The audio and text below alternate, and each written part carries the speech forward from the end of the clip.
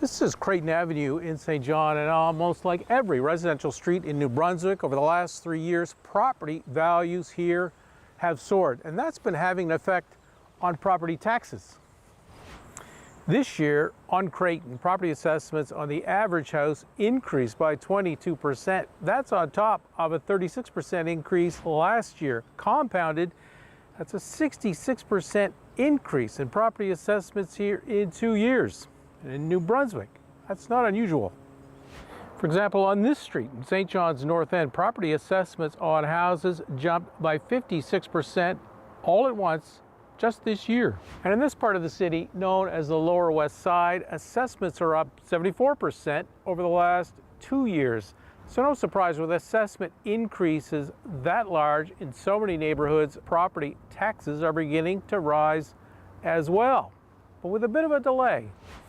New Brunswick has a rule that when property assessments increase rapidly, like here on Creighton, that property taxes are implemented gradually by 10% per year. So here on Creighton, where assessments are up 66% in 2 years, property taxes have only started to increase. Will be implemented steadily over 6 years, every year until 2028.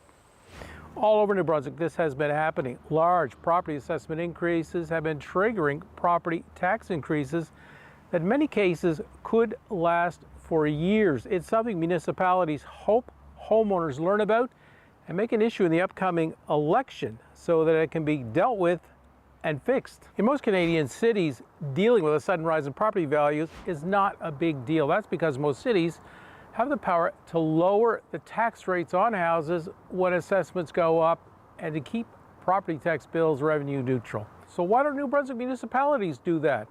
Lower tax rates to combat rising assessments. Well, in New Brunswick, there are provincial rules that discourage that. St. John has a number of business properties, industrial properties like mills, a brewery, a refinery, and other business properties like office buildings, shopping centers, big box stores, you name it. And the New Brunswick government has a rule that property tax rates on houses in municipalities cannot be set below 58.8% of the tax rate that business pays.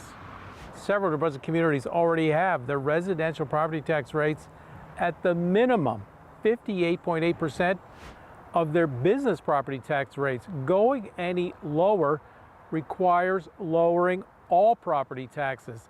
It's an expensive and inefficient way to deliver relief to homeowners. 2 provincial elections ago, municipalities were promised more powers to set tax rates the way they see fit, to separate residential tax rates from business tax rates, but that never happened. This year, municipalities are hoping that the prospect of thousands of homeowners facing property tax increases for several years in a row might make it an issue again.